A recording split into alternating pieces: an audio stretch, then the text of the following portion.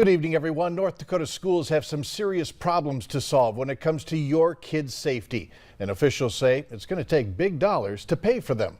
Tonight, Valley News Team's crime and safety reporter Bailey Hurley looks into whether state leaders are willing to put their money where their mouth is.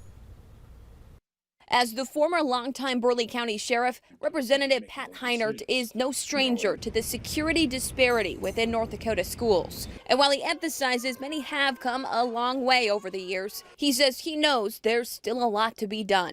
And he's confident those deficiencies, specifically in rural and small schools, can be addressed soon. We have extra money. There's no question about that this coming session. I think this could qualify as a project or a program that we might even be able to touch some legacy dollars for.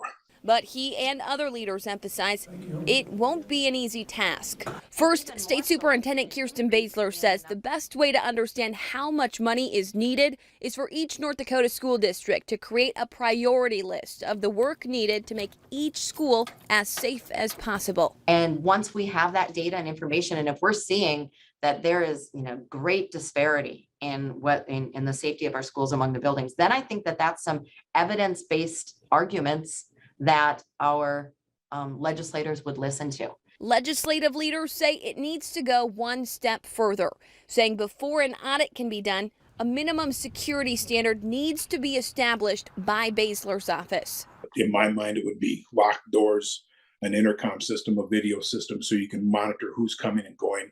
It's got to be recorded so law enforcement can come back to that recording later. They're responsible for kids on the bus. So does that include what security on a bus looks like? Does that include security at athletic events? What does that school audit include? What are the outcomes that we're looking for? With lawmakers set to be back in Bismarck early next year, money wouldn't go out until early August. But officials point out schools can pay for security upgrades themselves by raising taxes, which is a large hurdle to clear and hasn't been done to date. Typically, we're conservative people in North Dakota when it comes to finances. Typically, elected school board members don't like to raise taxes, and they don't like to dip into their reserves. Both Heinert and Davison say they're more than willing to put a school security bill forward in the next session. We're well behind the eight ball in reference to how we get money out to the schools,